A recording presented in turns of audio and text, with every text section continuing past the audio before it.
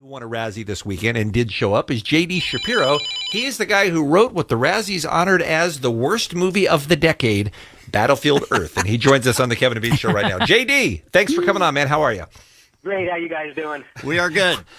Well, congratulations, I guess. Oh, yeah, thank you. No. If you're going to, screw up, you got to screw up big. The worst movie of the decade. Come on. I mean, that's saying something. You're standing out in that crowd. Well, that's the idea. Like I said, you're going to go bad, go really, really, really bad. Now, before we talk about Battlefield Earth, which many of our listeners have heard of, very few have seen, tell me if you can remember, JD, who was your competition for the Razzie for this award? I remember Freddie Got Fingered and Geely, and I can't remember the other two. Wow, and you beat them all. We beat them all. All right. I thought we'd get some stiff competition from Geely, but apparently we won handily. Hands down, wow. Yeah, it's funny because when people people are looking for a movie to throw out as a joke or to throw out as an example of a horrible movie, they very often go to Geely. Battlefield Earth, people have kind of forgotten about a little bit, is my impression. Is that your experience too? No, not at all.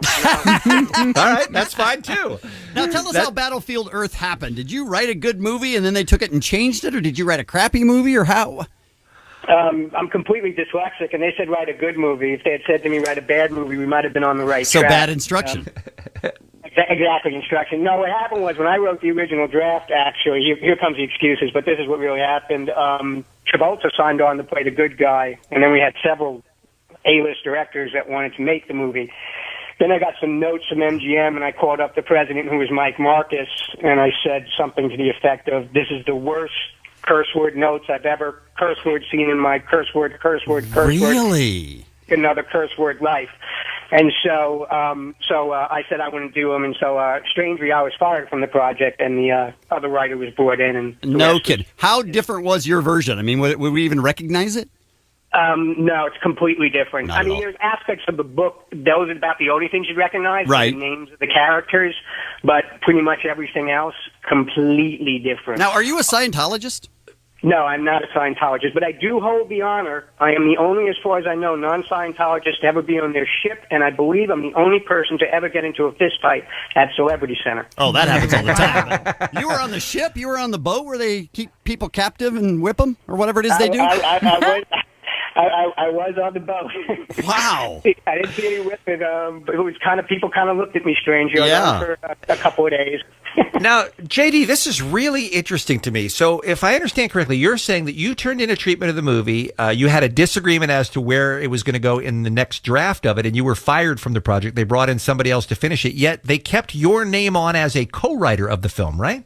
Yeah, actually wasn't a treatment. It was a full script. John signed on after I wrote the script. In fact, he called me up. He was like beyond thrilled about it, and we had dinner, and he went over how excited he was, and Wow. then we had all these actors. And then, yes, my name's on it because I was the original writer based on a book. Now, did you get money because of that, I hope?